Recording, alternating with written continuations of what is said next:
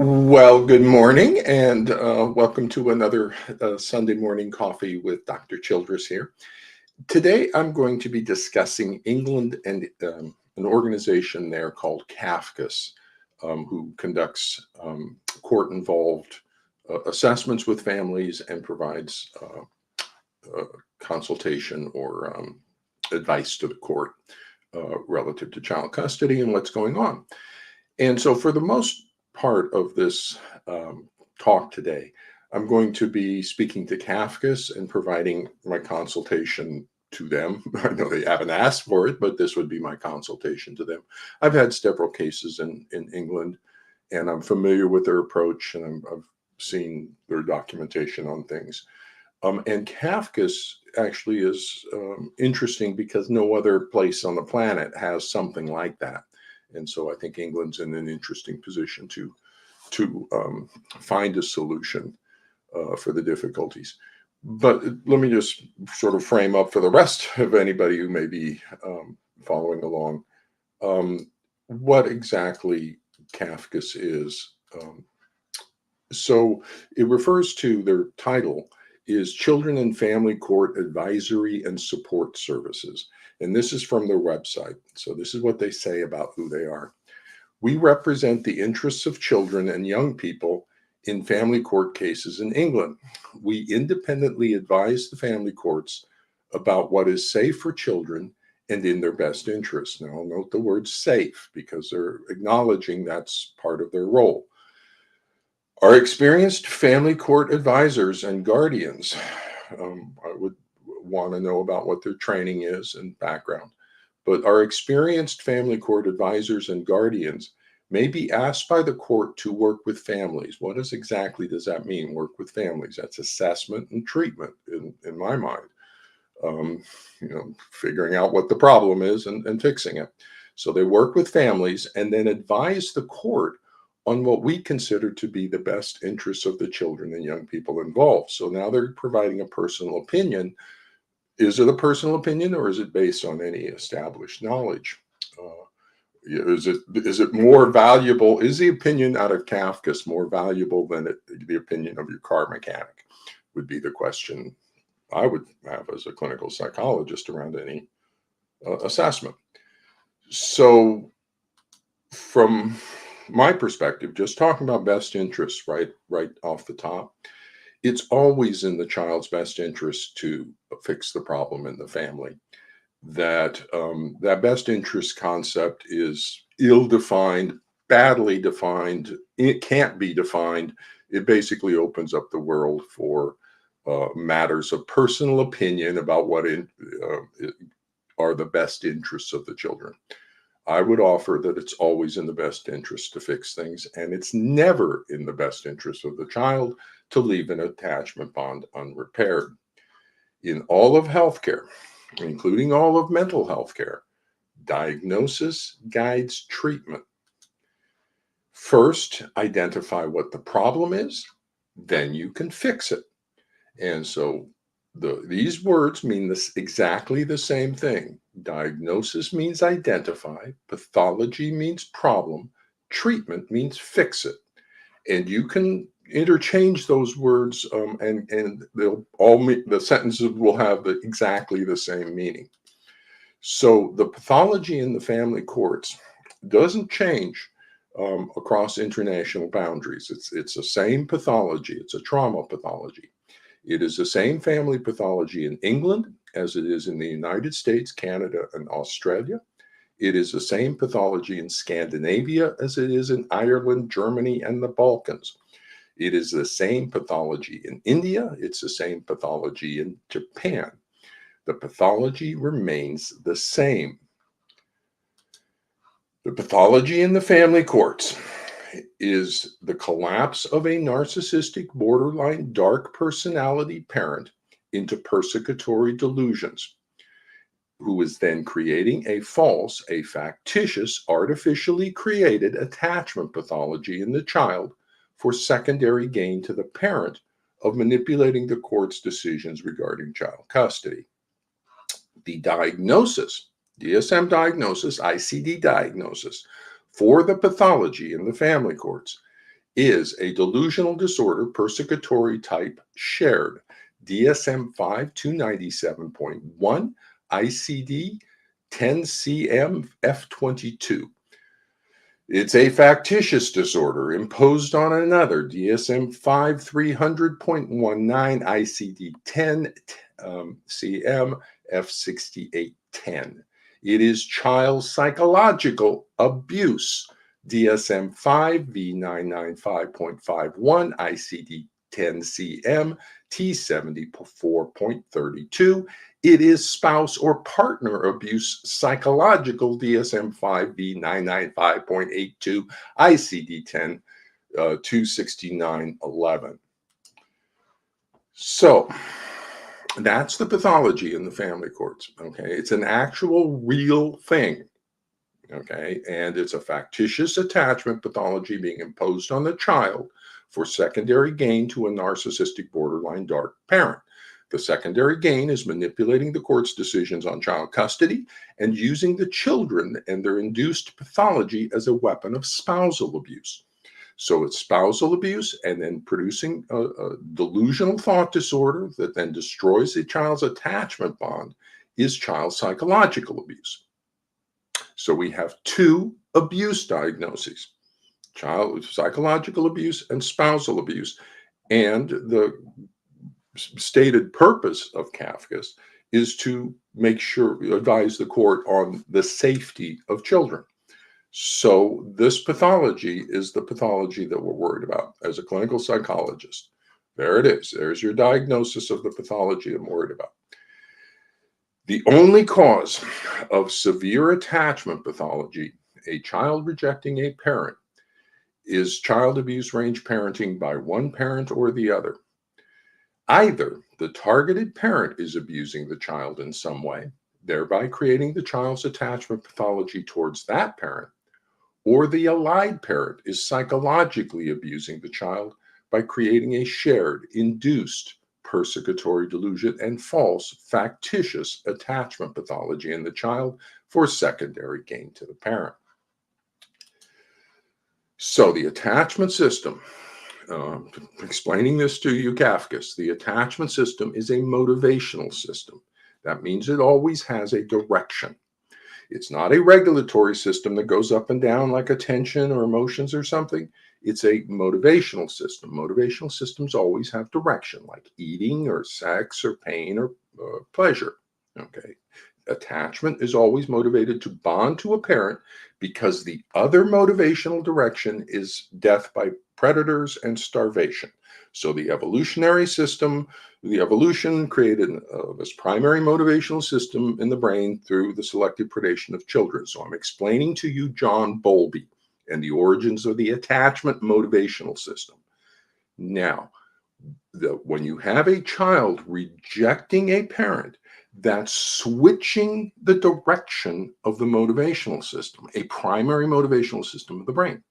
The only thing that causes a shift in the direction of a primary motivational system is child abuse, either by the targeted parent, which is our first consideration. Are they abusing the child, creating the shift or the directional change in the attachment motivation?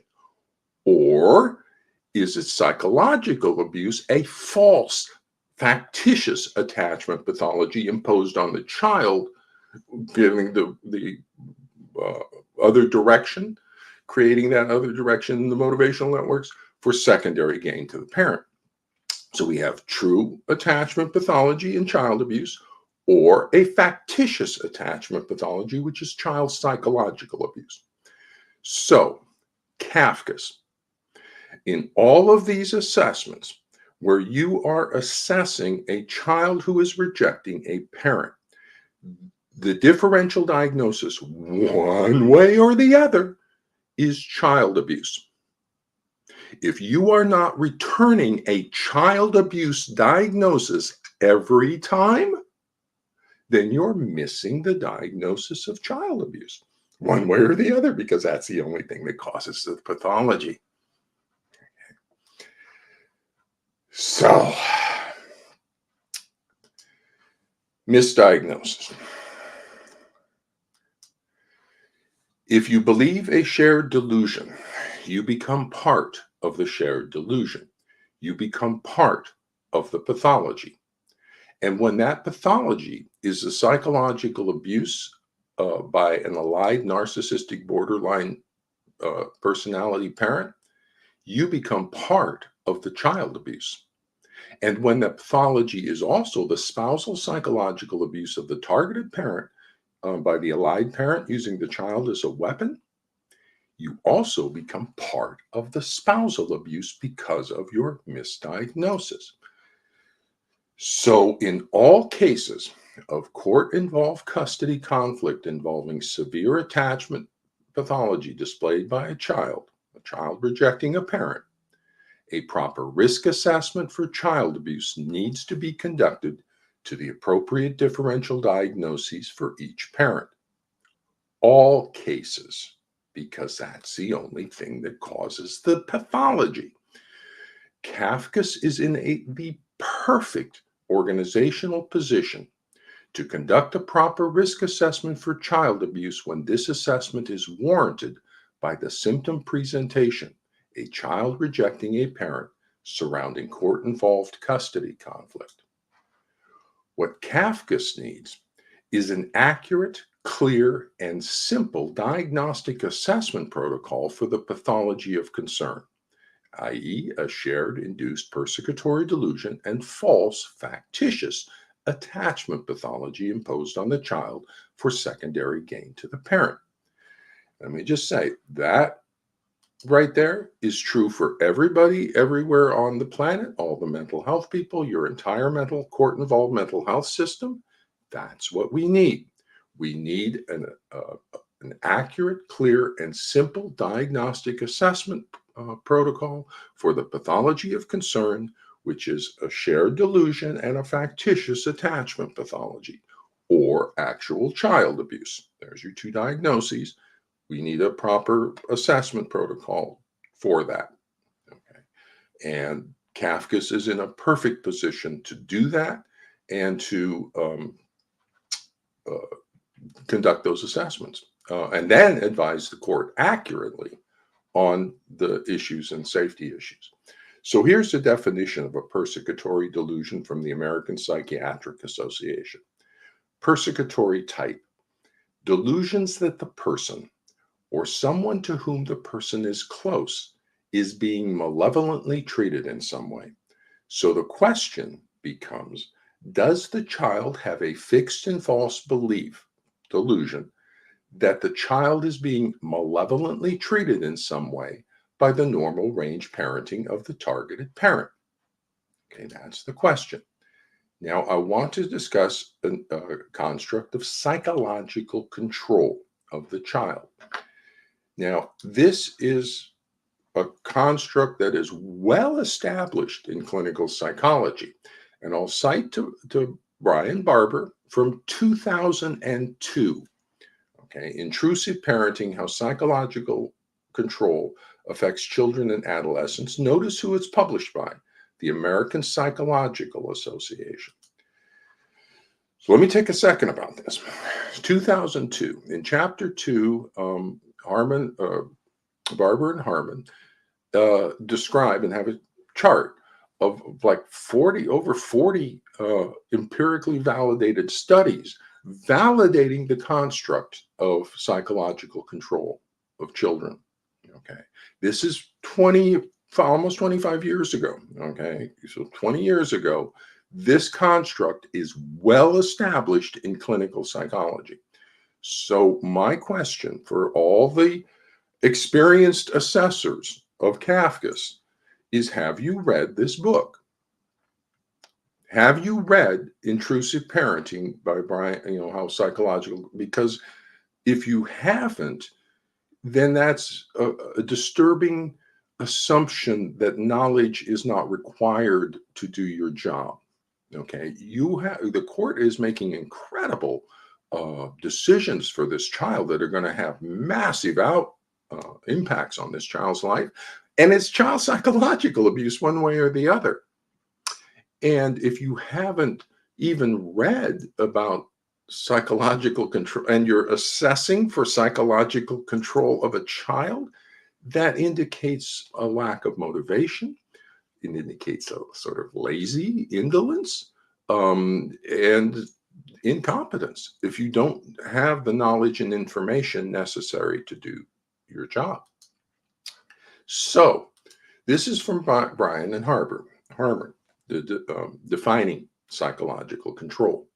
Psychological control refers to parental behaviors that are intrusive and manipulative of children's thoughts, feelings, and attachment to parents. Attachment to parents. These behaviors appear to be associated with disturbances in the psycho-emotional boundaries between the child and the parent, and hence with the development of an independent sense of self and identity. Notice 2002, 20 years ago. The central elements of psychological control are intrusion into the child's psychological world and self-definition, and parental attempts to manipulate the child's thoughts and feelings through provoking guilt, shame, and anxiety. Psychological control is distinguished from behavioral control in that the parent attempts to control through the use of criticism, dominance, and anxiety or guilt induction the youth's thoughts and feelings rather than the youth's behavior. Let me talk about that for a second. So, this is how the pathological parent is manipulating the child into this delusional thought disorder and false factitious attack is through psychological, not through parental alienation, not through any made up pathology. It's a factitious disorder imposed on another. It's a real thing in the DSM-5. It's a shared induced persecutory delusion, a real thing in the DSM-5. And the process by which it's accomplished is psychological control, a real thing in the clinical research literature. Okay, so these are real established things. And if you don't know about them, okay, if I'm having to educate you, then that means you're not competent with the pathology by demonstrated ignorance. Okay, if I'm educating you, if your parents, if the patients are educating you, then you're not competent by demonstrated ignorance. Google ignorance, lack of knowledge or information. So let's talk about family systems pathology, cross-generational coalition. So the family systems pathology of concern is the child is being triangulated into the spousal conflict through the formation of a cross-generational coalition with the allied parent against the targeted parent, resulting in an emotional cutoff in the child's attachment bond to the targeted parent. So this is from Mnuchin and Nichols, 1993. Notice 1993, holy cow, 30 years ago. Family Healing Strategies for Hope and Understanding.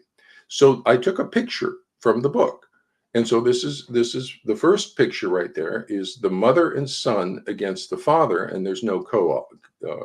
So you can see mother and son bonded there, meshed relationship, and you can see them inverted hierarchy where the child's above the father in the hierarchy, which should be down below. And then the next example that they give is a father and a son against the mother with a cutoff. Okay, so that's exactly the pathology we're worried about in the family courts. A parent and a child, and it cuts off the relationship with the mother. Okay, so there's the pathology in the diagram. So that father-son is the enmeshed cross-generational coalition. 3 lines indicate the enmeshment. Then you see the inverted hierarchy, where the child is elevated above the mother because of the alliance with the father. And so now the child is in the parent role and the parent is in the child role. And then you see on the one side, you see the divorce as a separation. That's the emotional cutoff as a divorce. On the other side, there's an emotional cutoff between this child and the parent. Essentially, the allied parent is forcing or manipulating, inducing the child to also divorce the other parent. Now, children don't get divorced, spouses get divorced. But here we have a child divorcing their parent. Okay, and there it is. So the enmeshment to define that is from Salvador Minuchin, enmeshment and disengagement refer to a transactional style or preference for a type of interaction, not to a qualitative difference between functional and dysfunctional. So people can be more enmeshed, some families are more enmeshed, some are more disengaged. It's not necessarily pathological. Operations at the extremes, however, indicate areas of possible pathology. Listen carefully. A highly enmeshed subsystem of mother and children, for example, can exclude the father, who becomes disengaged to the extreme. From Carrig, enmeshment in one parent-child relationship is often counterbalanced by disengagement between the child and the other parent. So that's what we're worried about, enmeshment in one, and they're getting it cut off in the other. Notice the journal, notice the date. Journal of Emotional Abuse, date 2005. So again, we're talking 20 years ago. This is like established knowledge. Okay, if you don't know this, that's a problem. Murray Bowen wrote the book with Michael Kerr on family evaluations. Murray Bowen is one of the top premier family systems therapists. Okay, established all this wonderful understanding of how families function and how families dysfunction. He has written a book on family evaluation. I would ask the experienced evaluators of Cafcass, have you read the book Family Evaluations? Because if you haven't even read the book Family Evaluations by the premier family systems therapist, Murray Bowen, and you're conducting family evaluations, again, I'm saying that's just lazy. That's just indolent. That's just irresponsible. You don't think knowledge is important to what you do in advising the court? You think your personal opinions are sufficient to advise the court on these decisions? Reminding you again, if you misdiagnose the pathology, you're going to participate in the child abuse, and you're going to advise the court to also participate in the child abuse because of your misdiagnosis. So the fact that you're not more strongly motivated to improve your competence and to make sure your diagnoses, your identification of the problem, your diagnoses of the pathology is accurate when child abuse is concerned is troubling. And if you're not returning a child abuse every single time, a child abuse diagnosis, you're misdiagnosing the pathology one way or the other, because that's the only thing that causes it. So that's troubling, and that should be troubling to the court regarding your recommendations. If the only cause of the pathology is child abuse and you're not coming back with a child abuse and you're supposedly recommending about safety to the court, then I would offer you're misdiagnosing the pathology a lot. And you're not even aware of how often you're misdiagnosing the child psychological abuse, and you're participating then in the psychological abuse of children and advising the courts to participate in psychological abuse of children. Oh my goodness, the English legal system has an organization who is participating in psychological abuse and spousal abuse authorized by the legal system because the organization is not taking appropriate steps relative to their competence and the accuracy of their advice to the court. So again, here's Minuchin's diagram from 1993, 30 years ago. Are you telling the courts, are you discussing the family systems cross-generational coalition? Why not? This is established knowledge. Why aren't you talking about families when you're assessing families? So here are the family systems questions of concern if you want to add them to your protocol. Just a little checkbox, yes or no. Is the child being triangulated in the spousal conflict? Yes. Is there a cross-generational coalition with one parent, the allied parent, against the other parent, targeted parent? Yep. Tick, tick, yes. Is there an emotional cutoff in the child's attachment bond to the targeted parent? Yep. Tick, tick. Just, is there an inverted hierarchy in the family where the child judges the parent as if the parent were the child and the child were the parent? Yes, there is. Tick. Is there an enmeshed psychological relationship between the child and the allied parent? Yes, there is. Now you have the family systems pathology. 5 questions. Okay. Simple little checklist, yes or no. And you could tell the court this in a simple little checklist what the family dynamics are. This is not diagnostic. This is family systems. This is how families function. But the diagnosis, you don't also want to tell them. So, competence. Let's talk about competence and professional obligations. So this is from the British Psychological Society Ethics Code. 3.2, standard 3.2 competence. Our members offer a range of services that usually require specialist knowledge, training, and experience. Competence refers to their ability to provide those specific services to a requisite professional standard. Members should not provide professional services that are outside the areas of their knowledge, skill, training, and experience. Let me ask, are you knowledgeable? Are you competent in the diagnostic assessment of delusional thought disorders? Are you competent, Cafcass, in the diagnostic assessment of factitious disorders imposed on another? Are you competent in the assessment of family systems pathology? Of attachment pathology, because you have to be competent in attachment pathology, authentic, and also competent in factitious disorders, because that's your differential. Is it real attachment pathology or is it a false attachment pathology? And if you're not competent in all of those, then you're practicing beyond the boundaries of your competence in violation of standard 3.2. So members value the continuing development and maintenance of high standards of competence in their professional work and the importance of working within the recognized limits of their knowledge, skill, training, and experience. So the patient should never have to explain the pathology to the doctor. So if you have your clients trying to explain to you what the pathology is, cross-generational coalition, shared delusion, factitious disorder, then if your patient is explaining the pathology to you, then that doctor is not competent by demonstrated ignorance. So Cafcass, if your clients are trying to explain to you about cross-generational coalitions or psychological control or emotional cutoffs, factitious disorders, delusional thought disorders, then you're not competent to be doing what you're doing by demonstrated ignorance. Dr. Childress should not have to explain the pathology to the doctor.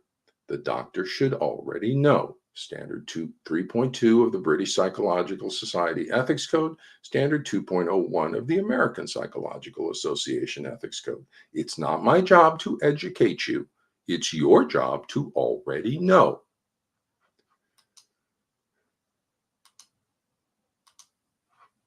So for Cafcass, my recommendation, one of my recommendations, is for some self-examination. If the client is explaining the pathology to you, you are not competent with the pathology by demonstrated ignorance. Doctors explain the pathology to the patient, not the other way around. Google ignorance, lack of knowledge or information. Clients should never have more knowledge and information about the pathology, about the problem, than the doctor. Google negligence, failure to take proper care in doing something. So Cafcass, my question, was a proper risk assessment for child abuse conducted when possible child abuse is the differential diagnosis? Did you conduct a proper assessment for a possible shared persecutory delusion and a possible false factitious attachment pathology imposed on the child for biological parent? Did you conduct a proper risk assessment for child abuse when you're advising the court on the safety of the child? If not, I would offer that meets English language definitions for negligence and failure in duty to protect obligations, because The only cause of the pathology of a child rejecting a parent, a motivational change 180 degrees in a primary motivational system, the only thing that causes that is child abuse range parenting. And so just the assessment itself activates duty to protect obligations. And if you're negligent in fulfilling those obligations, then you're potentially participating in the child abuse through negligent misdiagnosis, because you're not taking the time or effort to learn established knowledge, and you're just coming up with personal opinions. So let's talk about what I would recommend to Cafcass. And the solution is relatively simple. So here's what I would recommend. 4 additional questions. Okay, just add 4 questions to your protocol. Question number 1. Is the parenting of the targeted parent normal range or abusive range? And so complete the child parenting practices rating scale that I developed. That's my recommendation on that, just to get clear documentation. We just need to know, is the parenting of the targeted parent normal range or abusive range? Second question. Is the child rejecting a normal range parent? See how it links to the previous question? So if they're a normal parent, is the child rejecting a normal range parent?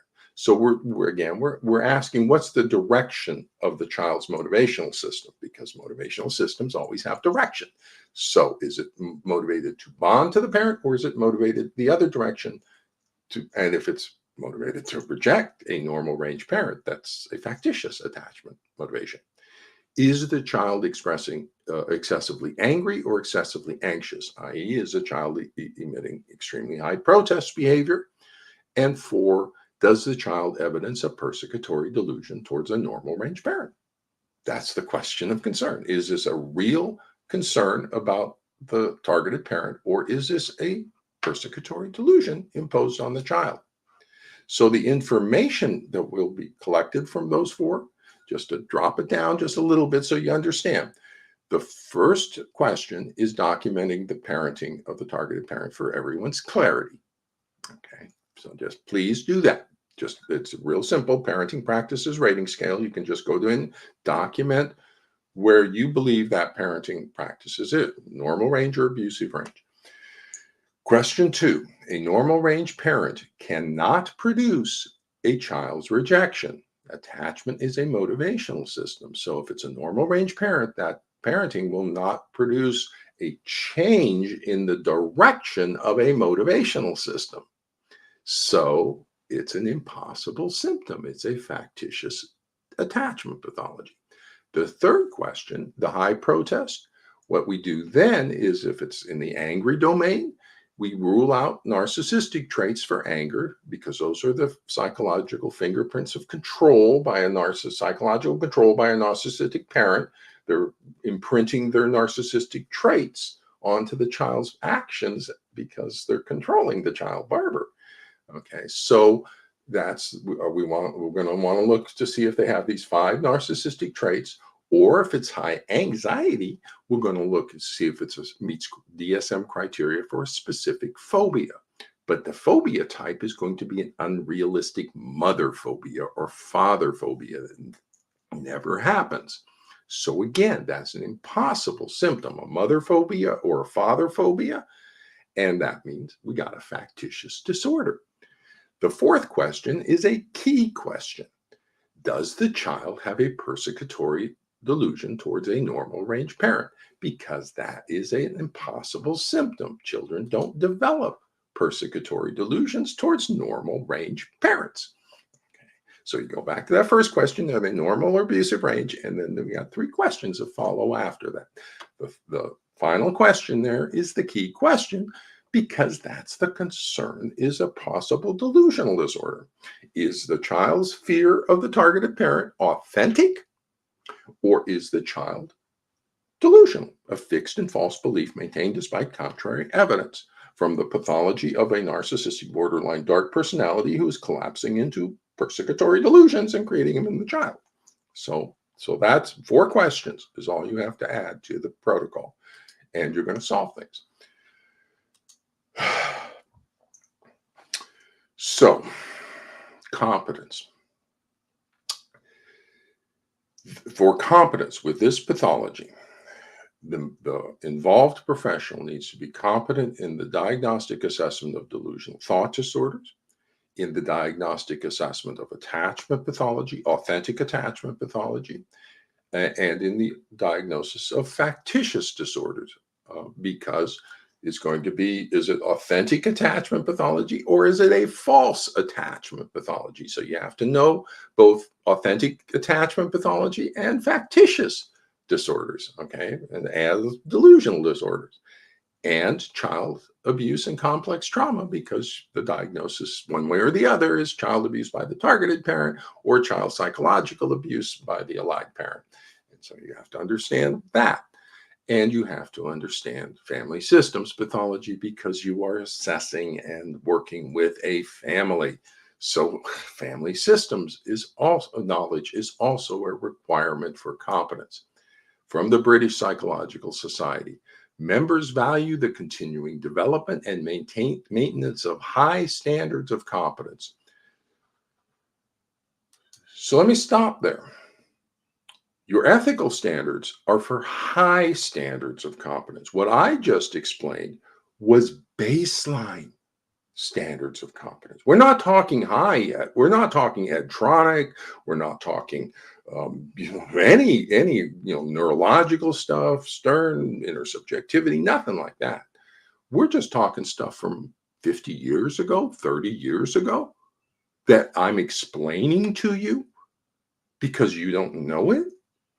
You're not at a baseline level of competence yet. And yet, ethical requirements are for a high level of competence. So that's of concern. And it's of concern that you don't care. It's of concern that you don't think it's important to be competent in what you do. So, my conclusions and recommendations. So, for responsible professional practice, my conclusion is that my substantial guess, Cafcass, is that you're participating in child abuse because you're not returning a diagnosis of child abuse when child abuse is the differential diagnosis. And because I look at your conceptualization of things, I know you're just missing the diagnoses of factitious disorder and persecutory delusions and child psychological abuse and spousal abuse. And if the professionals misdiagnose the pathology of a shared induced persecutory delusion because they are practicing beyond the boundaries of their competence in violation of ethical standards, then the professionals become part of the shared delusion. They become part of the child abuse and part of the spousal abuse using the child as a weapon. And when those professionals are advising the court, then they advise the court to also participate in the child abuse and spousal abuse because of their negligent misdiagnosis, because they were practicing beyond the boundaries of their competence. Okay, that's my conclusion. Okay, so I'm really worried about the British courts, the English courts, for this specific. Now, I'm worried about all the courts everywhere. But with Cafcass, we got somebody doing the specific assessments. Over in America. It's the forensic psychologists that they're doing it. Same issue with the forensic psychologists, but they're kind of freelancing it, they're independent contractors. England's pulled it all into one service, Cafcass, which is great. And I think that's great that you have somebody can advise the court. What needs to happen is we need to get accurate information to the court. Otherwise, the court's becoming part of the child abuse. And so it's incredibly important when possible child abuse is a considered diagnosis. Our diagnosis needs to be accurate 100% of the time because misdiagnosing child abuse is too devastating to the child. Now, we can do that when there's a motivation to do that. But I'm not feeling from you, Cafcass, that there's a motivation. Have you read Bowen?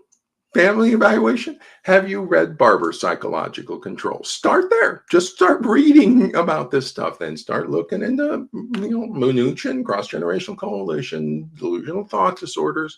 Melanie Greenham and I have some wonderful articles up on ResearchGate. You can read about dark delusions and the collapse into persecutory or dark personalities and collapse into delusional thought disorders.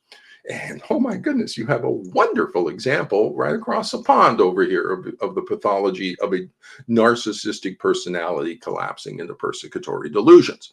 So it's not an uncommon pathology, it's just not commonly diagnosed and never diagnosed, apparently, by Cafcass, when that is the pathology of concern. So it's extremely likely that Cafcass is participating in at least some cases of child abuse. And the fact that you don't know how many cases you're participating in with child abuse and how many cases you're advising the court to also participate in the psychological abuse of the child and the spousal abuse of the parent, and you don't know how many you're misdiagnosing, is troubling. Okay. So my conclusion, my recommendation, I have several. One is that you add those 4 additional questions to the Cafcass assessment protocol, the document for clarity in diagnosis. Question 1 is about parenting, the parenting practices of the targeted parent. Just document them on the parenting practices rating scale. Are they normal range or abusive range? Question 2, attachment. Is the child rejecting a normal range parent? Question 3, symptoms. Is the child displaying excessively high anger or excessively high fear? Excessive, extreme symptoms are an indication of trauma pathology. 4, the pathology. Does the child have a persecutory thought disorder about the normal range parenting of the targeted parent? Just add those 4 questions and see what happens. Recommendation 2, I would recommend that you engage in some self-reflection on your ethical obligations. Again, from the British Psychological Society Standard 3.2 for competence. Statement of values. Members value the continuing development and maintenance of high standards of competence in their professional work. In applying these values, members should consider the limits of their competence and the potential need to refer on to another's professional and any limitations to their competence, taking mitigating actions as necessary. Recommendation 3, that in all cases of court-involved custody conflict involving severe attachment pathology displayed by the child, a proper risk assessment for child abuse needs to be conducted to the appropriate differential diagnoses for each parent. All cases. These are the domains of competence. You can choose to ignore them. You can choose to believe that you are exempt from being competent in what you do. But the pathology in the family courts requires a professional level knowledge in the diagnostic assessment of delusional thought disorders, the diagnostic assessment of attachment pathology, the diagnostic assessment of factitious disorders, the diagnostic assessment of child abuse and complex trauma, and family systems pathology as a baseline of competence. We then extend higher into things like tronic and still face and intersubjectivity and neurological networks and a whole bunch of other places we can extend above competence, but basic competence is required. And if you're not competent, then the likelihood is high that you will wind up misdiagnosing the pathology and participating in the child abuse and spousal abuse and recommending that the court also participate in this child abuse and spousal abuse because of your negligent misdiagnosis. So with that, that ends my consultation to Cafcass. I think the solution is relatively simple. Add a few questions, become motivated to be responsible in your professional role with the courts. And you can do it. We can diagnose child abuse accurately 100% of the time when there's the motivation to do that. But right now, Cafcass, I'm not seeing the motivation. Okay, I'm just seeing you just giving personal opinions off nothing. And often those personal opinions are wrong and therefore participating in the child abuse. So, with that, I'm going to wrap up my Sunday coffee here and get on to my world. Yeah, I'm going to a baseball game today. So, and then I'll check in with everybody next week on another aspect of the family court pathology. Take care, everybody.